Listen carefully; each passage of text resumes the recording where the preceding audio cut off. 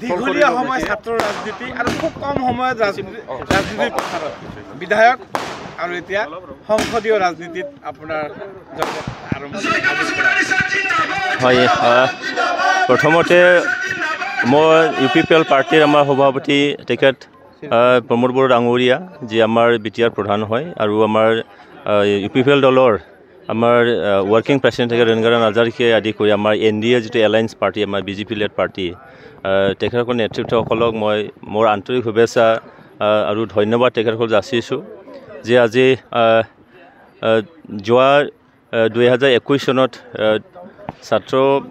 সংগঠনৰ পৰা চিধা মই ৰাজনীতিত সোমাইছিলোঁ UPPL দললৈ আৰু UPPL দলে 31 নং চিডলি সমষ্টিৰ বিধায়ক হিচাপে এজন প্ৰাৰ্থী হিচাপে মোক নিৰ্বাচিত কৰিছিল আৰু তেনেকৈ জিকিও আহিছিলোঁ কিন্তু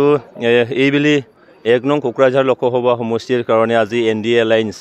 আমাৰ BJP নেতৃত্বাধীন যিখিনি NDA এলায়েন্স এই এলায়েন্সৰ ফালৰ পৰা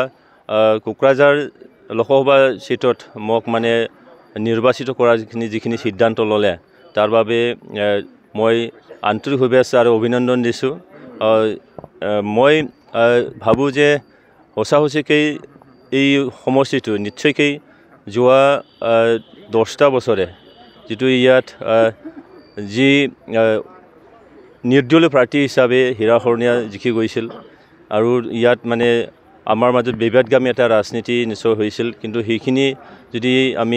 আমাৰ মাজত এতিয়া শান্তিও আহি গ'ল আৰু শান্তিৰ সময়ত আৰু এইখিনি যিখিনি পৰিৱেশ সেই পৰিৱেশটো যদি আমি মোকাবিলা কৰিব লাগে তাত হয়তো দলে বা এলায়েন্সে তেনেকৈ কেণ্ডিডেট নিশ্চয়কৈ বিচাৰিছিলে কিন্তু মই নাজানো যে মোৰ তাত মই কি দেখিলে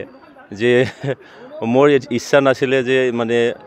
পাৰ্লিমেণ্টাৰী ইলেকশ্যনত মই এজন কেণ্ডিডেট হ'ব পাৰোঁ মই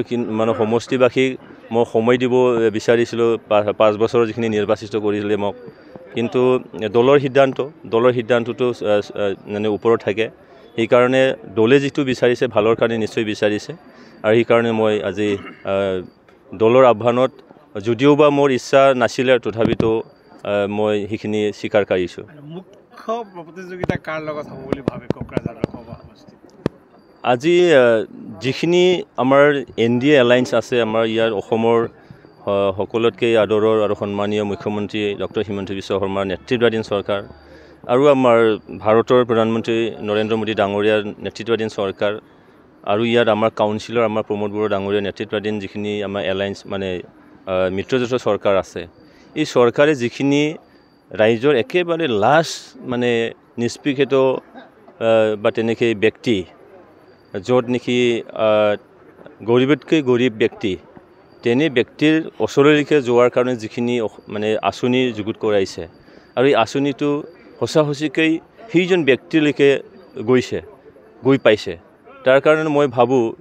যে আজি এই কোকৰাঝাৰ লোকসভা সমষ্টিৰ আগন্তুক যিখিনি নিৰ্বাচন সেই নিৰ্বাচনত কোনোবাই প্ৰতিদ্বন্দ্বিতা কৰিব পাৰিব বুলি মই নাভাবোঁ কাৰণ ইয়াত BPF হিচাপে আছে এটা BPFৰ ফালৰ পৰা মই দেখিছোঁ যে তেখেতসকলৰ ভিতৰুৱা যিখিনি কণ্ডল সেই কণ্ডলৰ পৰা তেখেতে আজি মুক্তি পাব পৰা নাই আনপিনেদি আমাৰ নৱশৰণীয়া ডাঙৰীয়া আছিলে নৱশৰণীয়া ডাঙৰীয়া 10 বছৰ তেখেতে MP হৈ গ'ল ৰাইজে বহুত কিবা আশা নিশ্চয় কৰিছিলে কিন্তু যি আশাত তেখেতক 10 বছৰ এইখিনি সুবিধাটো দিয়া হ'ল সেই সুবিধাৰ প্ৰত্যুত্তৰ তেখেতে নিশ্চয় ৰাইজক দিব পৰা নাই আনপিনেদি তেতিয়াৰ যিখিনি কোকৰাঝাৰ সমষ্টি লোকসভা সমষ্টি তাত বৰ্তমান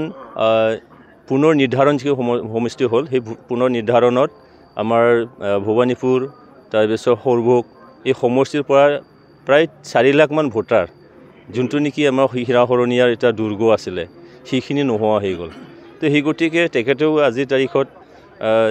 কিবা এটা প্ৰতিদ্বন্দ্বিতা কৰিব পাৰিব বুলি মই নাভাবোঁ আমাৰ NDA এলায়েন্স যিখিনি আছে নিশ্চয়কৈ আমি কাৰো লগত প্ৰতিযোগিতা আমি কৰিব নালাগিব বুলি মোৰ বিশ্বাস ৰাজনীতিৰ পথাৰত খোজ দি আপুনি এগৰাকী মন্ত্ৰীক 33,000 ভোটৰ ব্যৱধানত বিজয় কৰিছে আপোনাৰ হেৰুৱাইছিলে আৰু এতিয়া সংসদীয় ৰাজনীতিত আপুনি তেনেকুৱা কিবা ডাঙৰ কিবা এটা হ'ব বুলি আপুনি কিমান আশা কৰে যিখিনি আজিৰ তাৰিখত আমাৰ NDAৰ ফালৰ পৰা যে BJP UPPL আৰু আমাৰ লগত AGP আছে তেওঁ দলগতভাৱে যিখিনি আমাৰ কামবোৰ চলি আছে আৰু ৰাইজে আজিৰ তাৰিখত আমাৰ NDA চৰকাৰটো যেনেকৈ আঁকোৱালি লৈছে এই হিচাপে দেখা যায় যে আমাৰ কোকৰাঝাৰ লোকসভা সমষ্টিত আমাৰ ভোটাৰ হিচাপে যোৱা 2019ত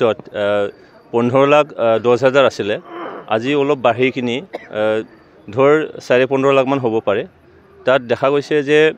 আমাৰ যিখিনি চৰকাৰৰ ফালৰ পৰা যি আঁচনিবোৰৰ যোগেদি ভোটাৰ ৰাইজৰ ওচৰলৈ চাপিছে তেখেতসকলৰ মনটো আমি জয় কৰিব পাৰিছোঁ আৰু আস্থা আৰু বিশ্বাসক যিটো লৈছে আমাৰ যিটো ট্ৰিপল ইঞ্জিন এটা চৰকাৰ আমাৰ চলি আছে তো দেখা যায় যে এইবাৰ কমচে কম মানে যিটো আমাৰ এছেম্বলি নিৰ্বাচনত মানে হাজাৰৰ ফিগাৰৰ আছিলে এটা লাখৰ ফিগাৰত নিশ্চয়কৈ যাব মই আশা ৰাখিছোঁ প্ৰায় মানে 3 লাখ বা তাতকৈ বেছি এনেকৈ হয়তো পাইখিনি আমি জিকিব পাৰিম থেংক ইউ